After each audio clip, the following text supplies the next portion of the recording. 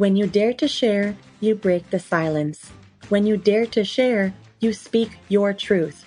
When you dare to share, you use the full strength of your voice. When you dare to share, it brings opportunity to own your story. So tell it, be heard, and at the same time, your sharing is someone else's learning, inspiration, motivation, empowerment, and hope. There's always an element to each of our stories that remains a secret. For some, we feel it's a dirty little secret. Dare to share your untold story exposes these secrets in a welcoming and positive way. I encourage each of you out there to dare yourself to share what is yours to tell. When we dare, it is the courage to do something really important. Let this be a vow to each and every single one of us that we take risk, we brave, confront, and face what is, while inspiring and empowering all communities. So let's break that silence and tap into mental beauty. This is Salima Jadavji, your podcast host, a practicing clinical social worker, and your mental wellness connoisseur. Welcome to the Dare to Share Your Untold Story podcast, episode number 31, Who She Was and Who She Became, Shifting Challenge into Grains of Beauty. To all my fellow listeners, before we get started, I'm just dropping in a note to give you a heads up that this podcast might be emotionally triggering for you. We do invite guests onto the show who share openly about extremely difficult life moments with exposure and impact of what the struggles have been like. The intensity of each episode could have a variable impact on your emotional and mental well-being based on your own personal story. If at any point the topic becomes uncomfortable or upsetting to you in any way, please do not pressure yourself to listen. Instead, be kind to yourself, do some self-care, and perhaps give another episode a try. Today, I have the pleasure of introducing our wonderful and daring guest, Svetlana Ratnikova. Svetlana was born in Moscow, Russia, and immigrated to Canada in 1994. She commenced her leadership journey at the tender age of 20 when she became one of the first female entrepreneurs in Moscow. In Canada, her career path journeyed through a major market research firm working with some of the largest companies in the world as clients. She became a headhunter for pharmaceutical companies. In 2001, she launched Terra Naturals Incorporated with the mission to improve lives with natural, petroleum-free body care products. Over the years, she has proven her ability to combine innovative concepting and deep understanding of global consumer insight, allowing the vision to be carried from idea to execution. Svetlana is a collaborative, insightful, and innovative creative strategist. She is a motivator, communicator, relationship builder, and developer of top talent. She supports entrepreneurs of small to medium-sized businesses, leaders, and professionals to achieve their aspirations and bring their dreams to life. She enjoys working directly with young people to help them explore enterprise as viable and sustainable paths to secure their socioeconomic futures. Well, hello there, Svetlana. Welcome to the Dare to Share Your Untold Story podcast. Hello, Salima. Thank you for having me at the show. Wow, all this beautiful bio. It's all true. Yes, it It's did all feel true. right. Well, welcome. It's just so good to have you on the show. I'm really thrilled to have you here today for me to have this chance to chat with you. I'm really thankful that you bring this wonderful energy, and not just energy that you bring willingness to share. And by doing so, your support for taking a stance with me to help break barriers of mental stigma, it means so much. Thank you. And thank you, Salima. I mean, the power of storytelling. I understand the importance of that for people, for the community. At the end of the day, we all hear people to do good to other people. So anything to support and inspire and uplift other people, it's my great pleasure. And thank you for your leadership in the space to support initiatives related to mental health. Wonderful. Thank you so much for those words. And yeah, this podcast, it's really like we've discussed before. It's about bringing forward untold stories that people go through, whether it's directly about a mental health struggle or it's something else. And something that we know is that no matter what the person's story is about, whether it's about mental health or not, there is impact to one's mental health in some way, which gets tucked away. And for some people who deal with whatever the issue may be, even if it's not mental health related, that's the mental health component that doesn't get spoken about usually. That's the typical piece to shy away and keep away from the public eye.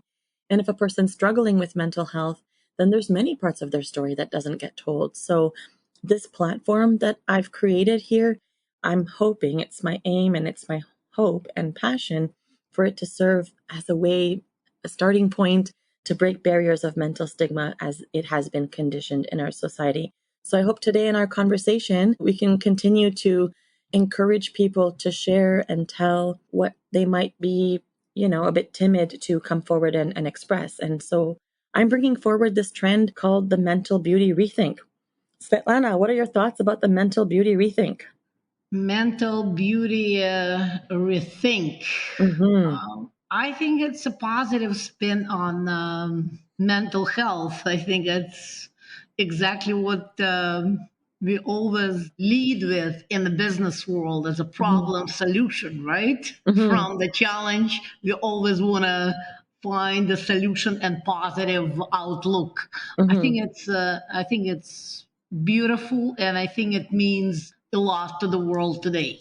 Thank you. Yeah, that's exactly it.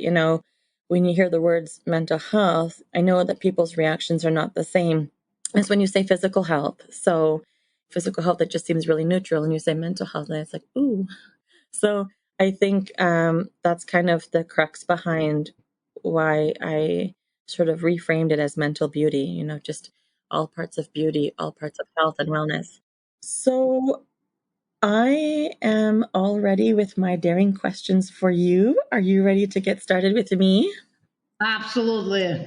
Wonderful. Just what I was hoping to hear. Okay, Svetlana, give us the newspaper headline of how you would title your untold story. How would it read? See the opportunity of growth and prosperity in each and every challenge you face. See the opportunity in growth and prosperity in each and every challenge you face. Wow. Okay, tell me about this title. That's what that's what that's what came to my mind. I believe that world is full of challenges. Life is full of challenges, and that's a beauty Mhm, of that. We can call it a problem. I learned it from my mentors, from my beautiful friends who taught me to look at challenges as a problem as challenges, and each and every challenge as an opportunity to learn something and to grow. And we all know that. I mean, growing mhm, and learning every day, mhm, it's the foundation of happy mind and feeling happy.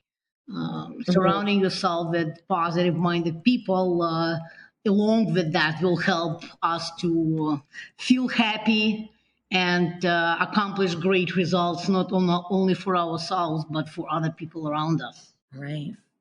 That's awesome.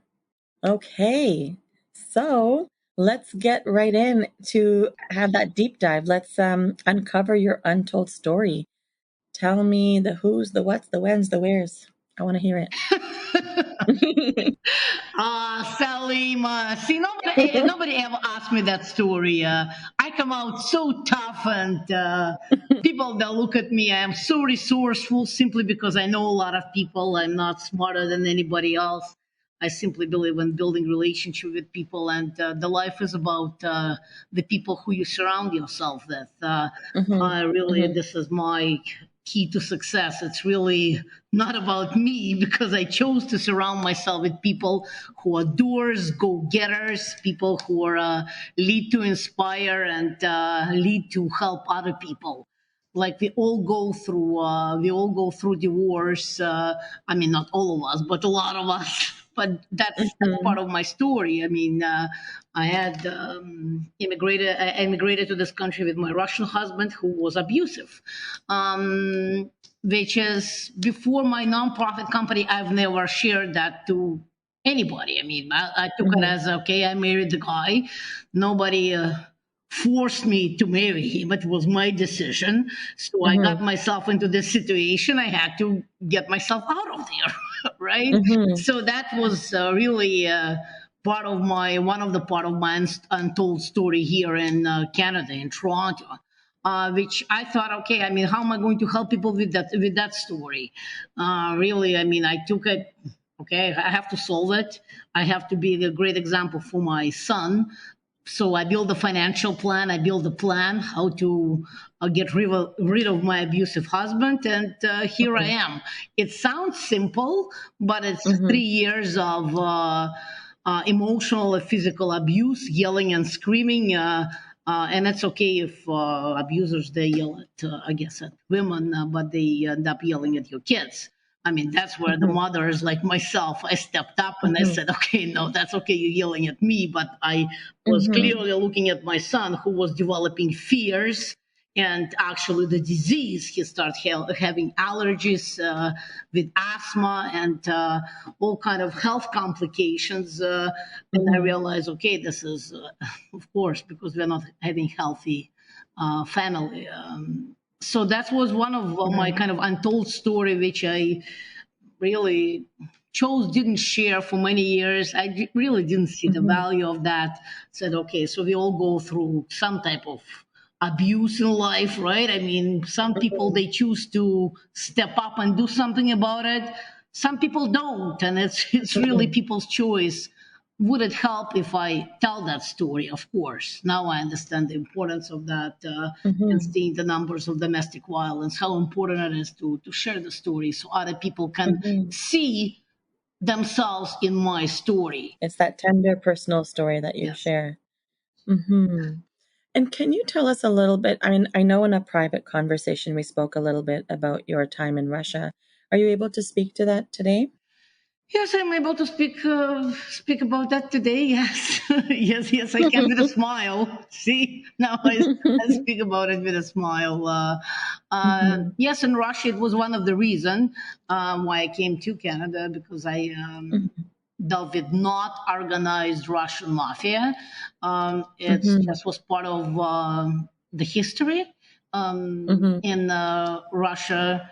With Gorbachev, if the people, your audience, I mean, it's back then, and we're talking about more than 35 years ago. Gorbachev allowed privatization that used to be USSR in Russia, and people they could own their own businesses. I was one of the first one, and yes, I did share it with you. And again, I mean, nobody asked me to open the business. I was in my last year of university, and it was part of my DNA.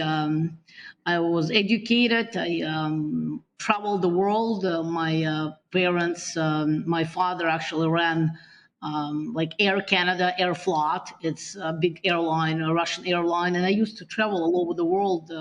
I speak different languages, and I had a lot of knowledge and practical experience in my head. I was in Moscow University studying economics in my last year, and when it happened, I naturally, again, naturally, when it happened, when they announced it at 4 o'clock in the morning, I couldn't sleep. When they announced it at 4 o'clock in the morning, I was in front of a government building to sign my papers. It was very My cold. Goodness. So You were that's how it eager to happened. get started. Yes, but it's part of the history. It's very interesting because talking about not organized mafia, people were just wondering, oh, I see those people in movies. So this is not a joke. I mean, what people see in movies, yes, they look scary, but in a real life, obviously, when you experience it yourself, and what I've experienced, I've never seen in any one movies that produced by Hollywood. So your audience understands. And the reason why not organized mafia, probably people know when we open the companies without competition, you have an opportunity to make big money fast. And that's what happened not to only my business, to the business people in Russia who were pioneers. They were first on the market. Obviously, people who take the risk, those people, they drink the champagne, we call it in Russia, and that's what happened. In a year and a half, we had so much money that we didn't know what to do with that. So we really Right. didn't have the banking system. We had boxes and boxes of money, but we earned that money. We had a great product. We hired a lot of people. We had distribution all over Russia with our product. But with that money, we realized quickly that we need people who protect us. So we hired those people, but that's what we call organized mafia. We just pay 20% of people who look after our safety. This is fair. That's what happens today in many countries, including Russia. Today we have organized mafia.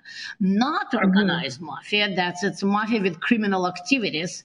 And it's not organized, meaning you have the group of people who you pay, they protect you, and then tomorrow there's another group comes and they say, oh, no, that's okay, they protect you, we protect you too, give us another 20%, right? Oh, right. And then next week another group comes, they want another 20%. So there's like multiple groups. That's right.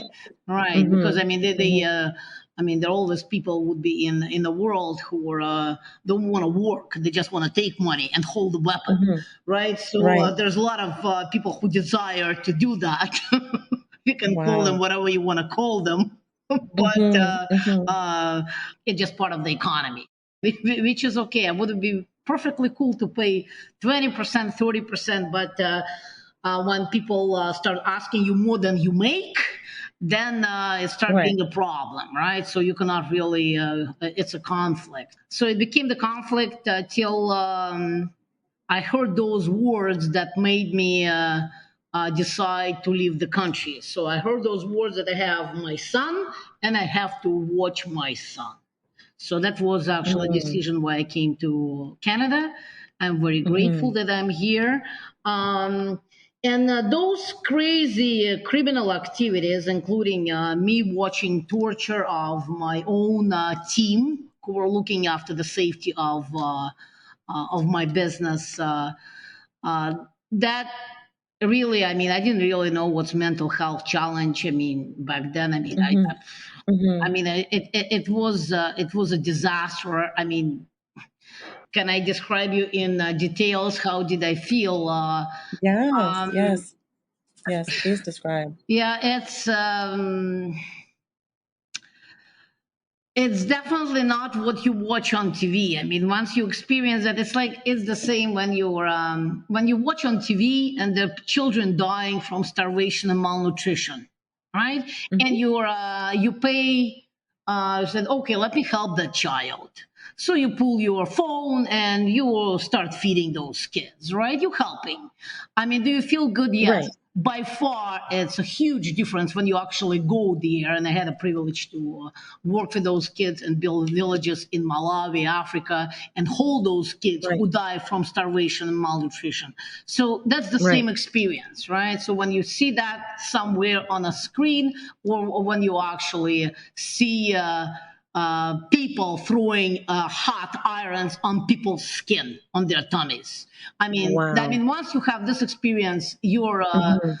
So that's why when I came to Canada, and I did share with you, to me, challenges is only an opportunity to grow and to do good. Because once you experience extreme trauma, it wasn't on me, but I had to watch that.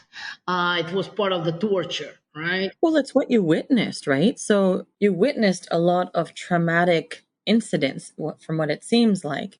So that would definitely take a toll on your mental well-being, for sure. You know what? Back then, I mean, I don't even. I mean, I'm from the country where Salima. Where our grandparents, both my grandparents, died in the Second World War.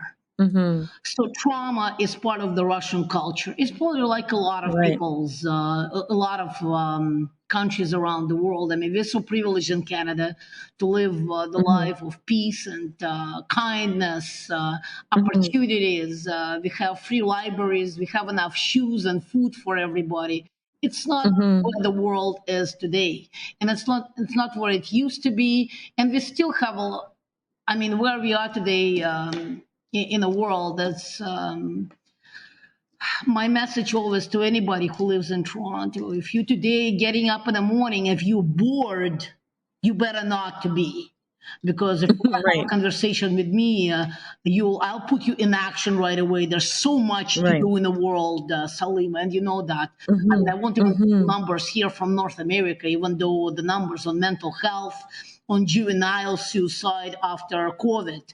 I mean, part of my membership in my organization, we feed indigenous children with high nutrient-based food. That's part of my membership. And each and every Mm-hmm. fourth child here in Canada, they already have juvenile diabetes. Mm-hmm. Do we have a lot of work to do? We have lots of work to do. Absolutely. And I feel Mm-hmm. like that we owe to ourselves here in this country to wake up in the morning and do enormous amount of work to make a difference because we can. Mm-hmm. Because most of the women around the world, they don't have basic human rights. Mm-hmm. Right. And I mean, each and every 10 seconds, the child dies from starvation and malnutrition. I mean, do we have a lot of work to do? So, yeah, so that's why I looked at everything. Okay, how much good we can do. I constantly focus on solutions, Mm-hmm. and I happen to be a business person, and business is about creating solutions. So while you constantly focused on solutions and, we're very much raised with trauma being the norm, I don't know, can you tell me, even though trauma was the norm and there was definitely lots of torture that you witnessed, did you ever feel prepared for what was coming, or was it still a surprise?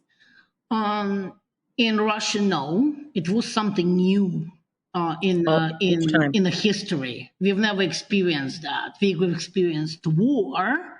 Not myself personally, but my parents. They were born in years of Second World War. My grandparents served Second World War, but it's in our culture, right? I mean, we celebrate that. We celebrate that we're alive. We're grateful Mm-hmm. for our soldiers and for the people who did fight for our freedom. Mm-hmm. But was I prepared for mafia activities? Absolutely not, because that Mm-hmm. was something new for us. But I mean, is it? Are you saying? Do I feel kind of? I feel overwhelmed very often. I'm so curious about the beginning of your time in Canada. You've been able to share and express like all of the impact and all of your momentum and drive and ability to like power through to really transform situations of unimaginable sort of levels. But I'm curious about what it was like when you first came to Canada. Could you speak English? Where did you stay? How did you start? What did that look like? How did you adjust with the culture? Oh, that was it was tough because well, once Yeah. you don't speak the language, and especially when you're already intelligent and you accomplish success in your own country. I didn't Hmm. come from poverty. Obviously, I have a lot Right. of intelligence. I have already Hmm. experience. I had already at that time, even though I was young, I had from the young age very Hmm. strong leadership skills, right, and mental toughness. I always had Hmm. it, and it's tough when you cannot express yourself, right? Because Hmm. anything moving forward requires communication. I didn't have mentors back then. They didn't really Hmm. exist because when I came to this country, I did clearly see that people, they go to their own communities.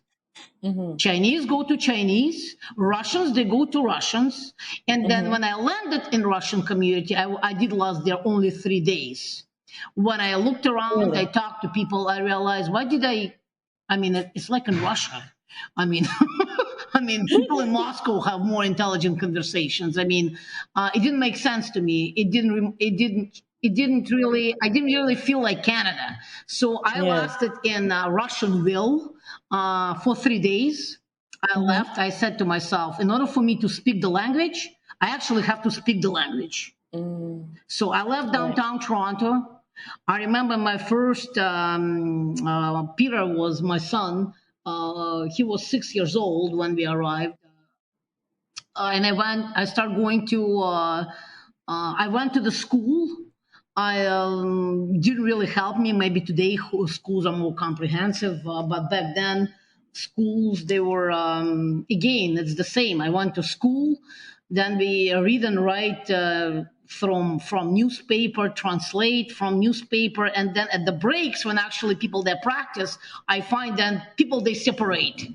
I mean, Chinese go speak with Chinese on Chinese.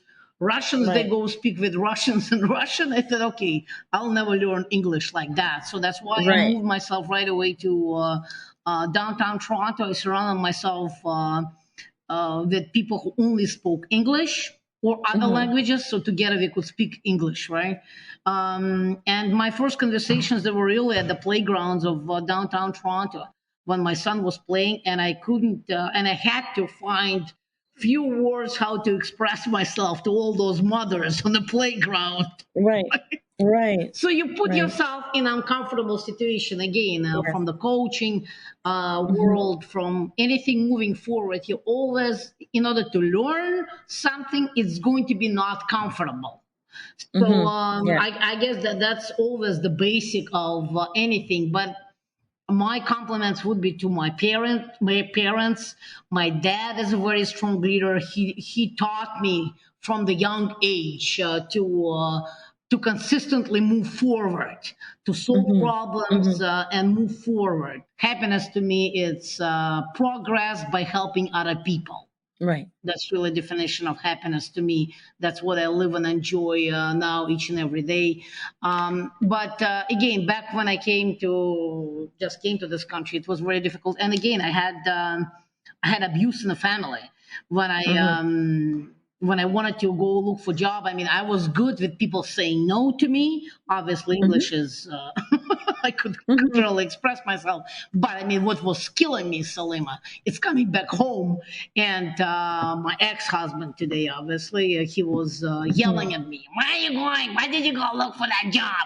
Who the hell are you? You don't even speak the language. Sit at home and cook your dinner. I mean, that Right. killing of my spirit.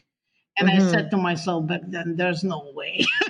Mm. Mhm. I'm going to Yeah. figure it out, and I'm That going takes to a get toll. myself to that Yeah. level that Yeah. nobody would talk to me like that, right? Because in Right. Russia it was different. Yeah. First of all, that's okay in many countries to yell at women, not in Mhm. Canada, and I learned it very quickly, Yeah. right? Probably from the first week of my first conversations with ladies at the playground. They, Mhm. because we love this aspect of Canada, of human rights. Mhm. I mean, that was difficult because you bring that culture to this Mhm. culture, and that Mhm. culture, and it applies for many other cultures, right? Right. It's not respected to women.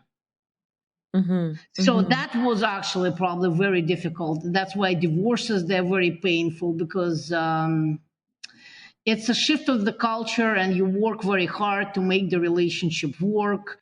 You always, I mean, in my Slavic background, I'm Slavic Orthodox. I mean, it's not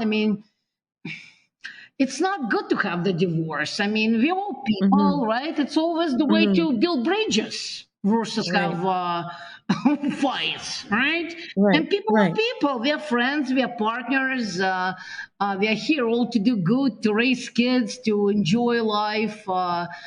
I think this part was very difficult, and I think it's difficult for many for immigrants coming to this country, because some of them they need to fight like I did.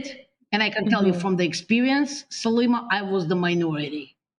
When I Right. did fight and I divorced my husband, I found Mhm. myself that I'm very, very minority. I looked Mhm. around and I realized that most of the people that live like that, and they settled. They were okay Mhm. with that. Right. And this is But you another pushed part which through. is very difficult. But it was a big lesson in learning for you, right? And how much impact that had. It was a really big reminder. It's a reminder for you now. It's That's why I open up a nonprofit, because once I climbed that ladder, once I got everything I wanted, right? Mhm. Mhm. Then I mean, how much good can I do, right? And that's why Mhm. one of the things I do, it's a nonprofit. It's Immigrant Women in Business, because it's the power of that story. At least that's what I said to myself, because after 20 years living in Canada, I looked at a lot of my immigrants friends, and I simply realized that they settled or they gave up. Mhm. Okay. Mm-hmm. So at least I said to myself, looking at the mirror, yeah, I can sell, I can do this, this, and that. Those people that are talking about selling and leadership, they cannot even connect to that. I mean, they're Right. confused, they're abused, they're misled, and it's simply because they don't have the right network supporting them, who instead of Right. misleading, where they would lead them for positive and for the solutions, would help them to develop the certain habits. So that's why you see that I always done a lot of networking at that immigrant women in business at my nonprofit. I do a lot of networking because that power of people around you who positive minded, who chose not to settle, who think Mm-hmm. big. I mean, maybe it sounds I don't know, maybe 20 years ago, I would listen what I get to say, and I would probably say, "Oh, this lady, how does she sound like that?" But it's really that's what it is. I mean, we Right. choose our network. We need to choose to fight. We need to choose to bring great people into your life. And it has nothing to do sitting at home. They're not going to knock at your door. Hello, Yeah. I'm the good person. I'm the person of value. I have a lot of resources. Can you please open the door? I'll help you to change your life. No, it doesn't Right. work You have like to go that. and find it. No, You have to go and find it. no. I get your message. So I want to ask you, sometimes, Svetlana, like when people come to see me for therapy in the therapy room, individuals are typically in one of three places. Sometimes they're getting started with their journey, trying to figure out how to unpack and sort through it. Some people are in the middle, like navigating, trying to figure out how to make sense and how to move through all of the various layers and different parts. And then there's people who are looking back, either trying to make closure, tie up ends, or figure out a way to be content to move forward. What part of the journey would you say that you're in? Would you say you're getting started in the middle or looking back? I always only moving forward for bigger and better solutions. That's where my head is. More collaborative approach with other businesses and organizations to create a bigger positive impact. I mean, in the past, I don't look in the past. We learn from the past Mm-hmm. and we live today, Mm-hmm. and we'll look in the future. We build the future. I focus each and every day to build a future bigger and better, not for me, I'm good, for other people. How can I Mm-hmm. create more collaborative, transparent, sustainable business models? How I can bring more leaders, grow more female leaders, especially female leaders is my Right. passion today. So we can bring that change to their places of where they live, to Mm-hmm. their communities and to the world, because it's really the power of leadership. So Right. whatever you described, like in the past, Yeah, like I hear what I think I'm hearing you say is that you are looking back because you are connecting with your past and you've worked the process, you've journeyed through. And so you take those learnings and you move forward and that you're now in a plentiful way trying to give it back into the community. I think that, yes, if you ask yeah, me 6 years ago, it wouldn't be the conversation because I would have right. only business head on Hmm. me. I would always Hmm. be doing good. All of my businesses I do good, but I'm Hmm. very business minded. Right. So Right. 6 years ago when I came out from retirement, and 3 years Yeah. ago when I started nonprofit, then I kind of got back on my knees to the Right. community, because I Right. really I can talk about growing leaders and business models, but really the majority of the people, they cannot connect to that. I really wanted to connect to them, and exactly what you're doing today, really, to bring. Now I have more than 200 women like me, 10 times better than me in all different ways, who do the same. They Hmm. share the story, they understand the Hmm. importance of that, because Right. people, and it's interesting because I mean, we've been around now for 3+ years, and people, they come to me, oh, you know what? I attended one of your events, and you know what? You changed my life. I don't even know who they are, but it's Right. so beautiful to hear. Yeah, it's definitely beautiful to hear. And that's you being a change maker, making, social It's impact right unbelievable. And there. sometimes you see Social those impact. people sitting at the back of the room. They don't say Yeah. anything. They Yeah. come. They come But they again because come. people, they get screwed in life. I get it.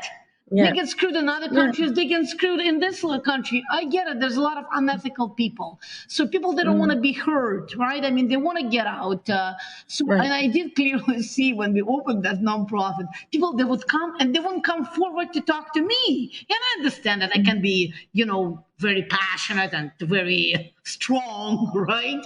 But I mean, it's Right. interesting because after 3, 4, 5 times, they'll come to me and they say, you know what? I really like what I thank you for doing this. I really had a dream to open my own business, and I think that your organization can help me. I mean, this is beautiful. You see, Yeah. it takes Yeah. consistency. We Yeah. always talk about Consistency. it, and we see it in solopreneurship. Often people, they open something, and it's consistent effort over time, no matter what you want to accomplish in life. You want a better husband, consistent effort over time. You want to raise quality kids, it's not here and there. It's not here, it's each and every day communication, Right. each and every day doing something to plant that seed. But I'm talking about every day, and like literally every day. I think. Right. So let's zone in on what your key message would be to the listeners of the show. What are the key points that you want people to know? Surround yourself with positive people only. Big dreams. When you have the dreams, it might sound scary, but dreams and big dreams. When people, from my experience in any business or any coach, any wise human being who've lived the life, I mean, I can tell you from experience, having the small goal or the big goal, it takes the same amount of effort.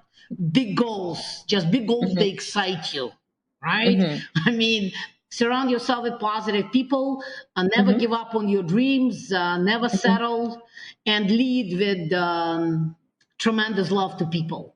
Once you learn how to love anybody who comes your way, everybody comes to this Mother Earth to do something fabulous, something good for their children, for the humanity. The key message is surround yourself with only positive people and with the right network who would uplift, support, and inspire you. Uplift, support, and inspire. Yep. So what would be your message for people who are just immigrating into Canada? Do you have a special message for them? Step up. Step up. My message, start your own initiatives, have a job, understand how the market works here. You gotta experience the corporate simply to understand the culture of professional development, how Canadian, North American capitalism works, but at the same time, step up and open your own businesses, your own initiatives, anything to be engaged in making the world a better place. Because simply in the next 10, 20, 30 years, we live in an era of social impact. We're all coming together to make a difference. It makes all the sense from all different directions. Whether you want to develop the product or the service that make positive contribution to the society, leaders, government, non-profit, for-profit organization, they would come and support you in that journey. And we live today in a world of personal branding. Anything, act every day on doing something good. Right. Once people came to capitalistic world, I think the big role money play in our society, and being part of the business community, starting their own business, it'll help immigrants, like it helped myself, and it helps anybody to learn more, to take risk, and this is what would be my advice: to do both. Especially when you come here, I know that a lot of young people, they come now, millennials from the age of 20, 25. Once you don't have kids, go do it. You can do it. You don't need to sleep 10 hours. You can live with 4 or 5. It's fine, but do both. And you'll be surprised. People will be surprised. Any immigrants would be surprised what the power of leadership can do. Because once we see that people they're stepping up in this country, we open up enormous amount of resources. It's just a matter of time. Those people, they will become financially free. I can tell you from the experience. And this Right. is a fabulous feeling.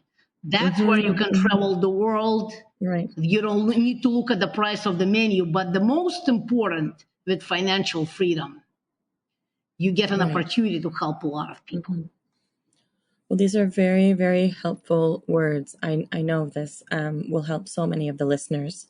So, Svetlana, I'm curious, what was a game-changing piece of inspiration that's close to you that would reflect your untold story? Would there be like a quote or a mantra or a book or a person or event or something that really was like pivotal for you? I have a lot of mentors. Mm-hmm. Really, my first business in Canada, we didn't really have internet, right? So we had to do the traditional manufacturing and distribution. So I had a lot of audiobooks that I used to listen. But my favorite would be the famous Nike slogan, just do it. At the end of the Okay. day, leadership and anything else, you can call it whatever you want to do. Just get it Mm-hmm. done. Just do Okay. it. Yep. Just do it. You're going to borrow the Nike slogan. Yes, I That's will. great. Thank you. That's Thank you, perfect. Phil Nike. Yes. So, so tell me, what's a cause or organization that has been impactful to you on your journey that you'd like to give a shout out to? My shout out is to my husband. He is somebody who, in action, created the wealth and chose with that wealth to create different business models based on transparency and sustainability to make a difference. Mm-hmm. So this Right. gentleman is Stephen Clark, and my shout out is to him. Wow. Shout out to Stephen Clark. Wonderful. And of course, my son, he is my inspiration. Wonderful. So, how can people connect with you if they would like to? How are you findable? LinkedIn is the best. Okay. Svetlana Ratnikova. I kept my Russian name, so I'll be one and Okay. only one in Canada, in Okay. Toronto. Svetlana Ratnikova. And immigrant women in business hashtag is everywhere on social media. And of course, my for-profit company that is doing incredible things. Hashtag RTG Group Inc. Well, we'll grab your links and we'll have them on the show notes so that people can click and find. Beautiful. Okay. Thank you so much, Selena. Amazing. So, Svetlana, guess what? What? You've just dared yourself to share. Congratulations, my Oh, dear. thank you, Sally. I'm so thankful for your willingness to be part of this podcast, Svetlana. And the fact that you shared with so much insight, depth, rawness, and you shared so much heart and genuineness. I really, really enjoyed this conversation. And I also very much admire your resilience, your energy, passion in what you've worked through and cultivated up to the present day. It's been so refreshing to hear. So thank you for the deep conversation and for all your sharing. Salima, God bless you, and lots of love to you. I look forward to meet you and, create incredible positive impact in Canada and in our community and in the world. And we can do it. That sounds lovely. And once again, Svetlana, thank you for being part of Dare to Share Your Untold Story and helping to be a voice in breaking down the barriers of mental stigma. To all of our listeners, if you like what you've been hearing on this podcast and you want to be part of breaking down barriers of mental stigma, I invite you to go wherever you are listening to the episode and hit subscribe. Leave us a comment or a review of the episode and maybe how you relate to it. To learn more about what we offer, visit www.daretoheal.co. And if you are feeling ready and brave to share, please submit your story by visiting www.daretoshare.co. Thanks for joining in.